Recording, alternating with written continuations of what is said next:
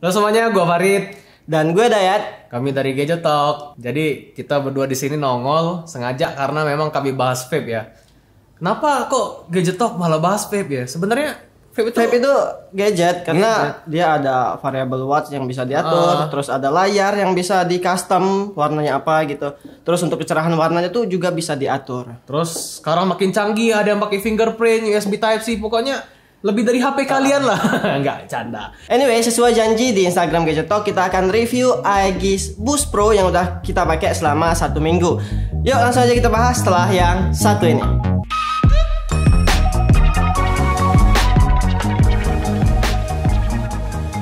Gue udah lama nge-vape, pasti udah nggak asing lagi lah sama brand Geek Vape. Brand yang udah masih konsisten untuk buat device yang canggih dengan harga yang terbilang affordable. Gue juga udah lama pakai produknya mereka, mulai dari Aegis Boost, terus juga Aegis Solo yang udah bopekan gimana, ntar gue liatin nanti. Terus Aegis Boost Pro sekarang yang gue pakai. Pokoknya gampang banget untuk rekomendasiin si Aegis Boost Pro ini.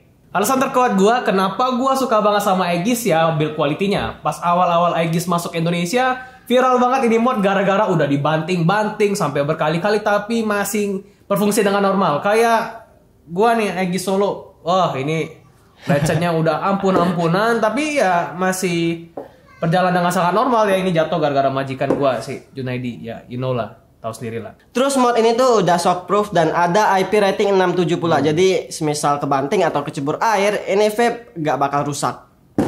Aw, aman. Aman. Desain juga jadi salah satu penentu kita sebelum kita beli vape karena makin kesini bentuk pot dan mod tuh malah tambah aneh gitu. Untungnya aja vape gak ikut-ikutan aneh. Desainnya masih tetap keren, gak ada desain norak sama sekali ya. Dan build quality-nya cakep, pakai bahan plastik, silikon, zinc alloy dan leather biar makin tambah estetik gitu. Jadi pas dipegang tuh berasa mantap dan solid banget. Tombolnya juga berasa clicky dan yang gue suka udah pakai port Type C nih kayak HP zaman sekarang. Karena Aegis Pro ini bukan tipe vape yang built-in baterai, jadi kita harus siapin satu baterai 18650. Nah ini nih enaknya mod pot yang gak built-in baterai karena semisal kalau modnya ini habis baterai ya harus dicas dong. Nah kalau pakai baterai 18650 itu biasanya kita semua yang udah lama nge-vape itu pasti banyak kan nge-stok baterai. Nah kalau habis baterai ya tinggal diganti baterai yang lain gitu. Soalnya gua juga sendiri biasa nyetok baterai itu berapa ya, 4. Terus ada yang make. Jadi misalkan kalau kita pergi nih baterainya habis, ya tinggal ganti baterai aja. Daripada bete mau ngecas dulu kan mulut udah masam kan gak enak. Untuk performanya sendiri menurut kami sih masih delay tapi itu tipis banget. Jadi pas dipakai masih berasa nyaman. Power maksimalnya pun sampai 100 watt. Jadi walaupun cuma single baterai tapi pot mod ini masih terbilang gahar. Kalau mau lebih gahar lagi masih bisa pakai mode bypass. Ada juga mode pot mod electrical kayak umumnya lah, kayak mode TC untuk SS, TC untuk TCR dan juga ada VPC ya. Pada akhirnya kita pakai mode power juga sih. Dan rasanya tetap enak juga ya. Gue kemarin sempet nyobain TC pakai SS dan itu emang dia bisa apa ya ngedetek kalau liquidnya itu habis. Jadi kalau liquidnya kering dia powernya agak bakal gede. Tapi ya ribet gitu. Rasanya juga enak di mode power yang gue rasain gitu. Iya. Yang bikin Aegis Boost Pro ini spesial adalah konfigurasinya. Satu device ini bisa jadi 4. Nah kami jelasin dulu. Di dalam box kita langsung dapetin cartridge untuk freebase dan satu coil cadangan. Rasanya sih menurut lidah kita ya itu 11-12 kayak pakai RDA. Jadi biasanya kalau pot bercartridge kayak gini rasanya rada kurang pas dipakein liquid freebase. Tapi si Aegis Boost Pro tuh udah enak banget. Karakternya lebih nonjolin layar dan manis. Airflow-nya kita bisa atur juga di bagian sini, tinggal diputar aja. Jadi mau plong, sempit, ya bebas. Sesuai selera kita aja. Kekurangannya sih satu, throat heat-nya agak terlalu nonjok. Tapi tenang dulu, kita bisa pakein cartridge khusus Saltnik dan coil Saltnik biar bisa dapetin throat heat liquid Saltnik yang lebih nonjok. Lebih gokil lagi kita bisa pakai RDA juga karena dia udah support sama 5-10 adapter. Contohnya kayak gue nih. Kan gue tuh kadang pengen pakai pot, kadang pakai RDA gitu. Nah, dengan adanya 5-10 adapter yang dijual terpisah ini, jadi kita gak perlu buat ganti mod lagi. Tinggal ya ini tinggal dilepas, pakein 5-10 adapternya dan udah tinggal pakai RDA andalan gue. Walaupun clone, Iya. tapi enak. Jadi pengalaman gue biasanya kalau pakai pot itu gue nggak bakal cari salt nick yang rasanya apa ya, Creamy. bukan ya salt nick creamy. Soalnya kalau di pot biasanya liquid salt nick itu yang creamy kayak ada yang kurang gitu loh, kayak rasanya kurang nonjok. Tapi di Aegis Boost Pro ini gue tuh yakin banget udah liquid salt nick creamy, kayak mau liquid freebase creamy kayak gini juga udah gue masukin di sini. Dan selama pakai ini sih kita pakai freebase ya. Freebase sama ini kita pakai freebase. Ya, kita pakai 2 dan enak sama kayak pakai RDA, jadi ya no problem. Kalau masih kurang, masih ada satu lagi kita bisa pakai RDTA yang dijual secara terpisah. Harganya ya murah sih, 200 ribuan udah dapat coil beserta kapas. Udah kami cobain tuh pakai RDTA ini, sayangnya rasanya tuh kayak hambar gitu. Entah settingan kami yang salah, soalnya kami pakai coil bawaan, terus juga kapas pakai bacon ya. Kapas pakai bacon. Dan masih hambar juga. Terus kami penasaran, kami pakein coil anarkis. Rasanya lebih mendingan tapi kayak kurang nendang. Jadi lebih pakai ya lebih mendingan pakai cartridge bawaan aja lah. Tapi buat orang yang pengen ngejar cloud ini boleh sih. Ya, apalagi ngejar dia cloud pakai ini. walaupun single coil ini build-nya gampang banget. Dan untuk drip tipnya ini ukuran 810 jadi dia agak lebar, agak gede. Jadi buat teman-teman yang emang pengen mau ngejar rasa atau yang biasa dengan drip tip kecil, ini masih bisa diakalin kok dengan pakai adapter 810 ke 510 drip tip gitu. Contohnya kayak gue nggak bisa pakai drip tip yang gede buat ngejar rasa gitu. Jadi gue lebih prefer pakai drip tip yang 510. Itu kalau diet. Kalau gue sih nggak tahu, malah lebih enak di sini dibanding situ. Ya, tergantung lah ya cara kita nge-vape gimana, cara ngisapnya yang gue yang Ya, kalau gue napasnya pendek jadi cukup nah, itu aja. jadi ya tergantung lah.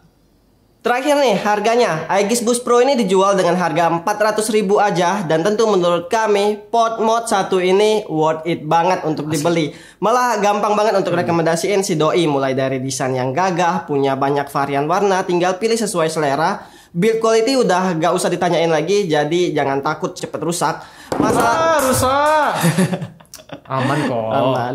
Masalah leaking yang biasanya dialami di setiap pot juga gak kejadian di Aegis Pro ini. Udah kita pakai selama 1 mingguan dan sampai sekarang masih aman. Gak ada sedikit pun yang nempel leaking, walaupun biasanya itu di pot dimaklumin, tapi di sini gak ada yang bocor sama sekali. Ya, biasanya di pot kan biasanya kalau kita mau pakai nih, kita mau tidur, biasanya kita lap angkat dulu. Ya itu pasti.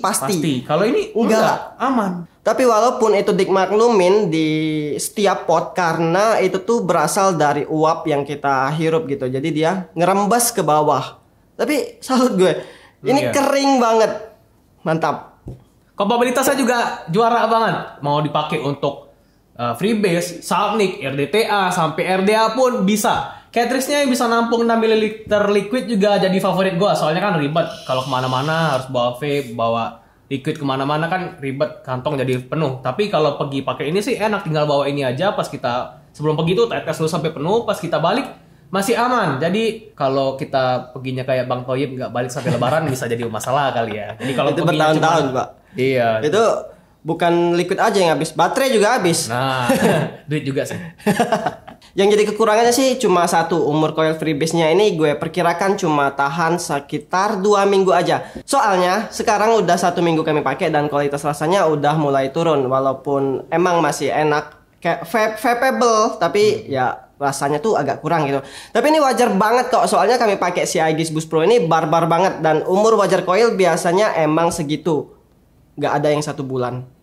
Ya, pernah gua pakai ada yang 3 hari gitu. Gua coba lagi. Kayaknya gua Malah ada kayak yang 1 terlalu- hari loh. Raka pakai coil pot itu baru beli, balik lagi ke vape store ditanyain, "Loh, bukannya udah beli coil?" "Iya, gosong, Bang." Nah, itu pengalaman gua sih 3 hari. Terus gua coba lagi coil lagi, nggak enak, udah gosong lagi. Gua beli yang baru, gua cari lagi coil yang awet. Ya paling mentok seminggu 2 minggu. Jadi menurut gua sih ya wajar banget dengan umur segitu. Dan ini bakal kita jadiin sebagai daily driver. Karena gue tuh kadang malas buat tetes-tetes ya, Iya. gue pakai ini karena rasanya 11-12 kayak pakai RDA. Kalau pengen dapetin throat hit yang nonjok kalau lagi masam habis makan gitu kan, ya gue pakai ini aja 510 adapter dan RDA Hadali. Nah, itu kalau misalkan masih mau agak ribet ya.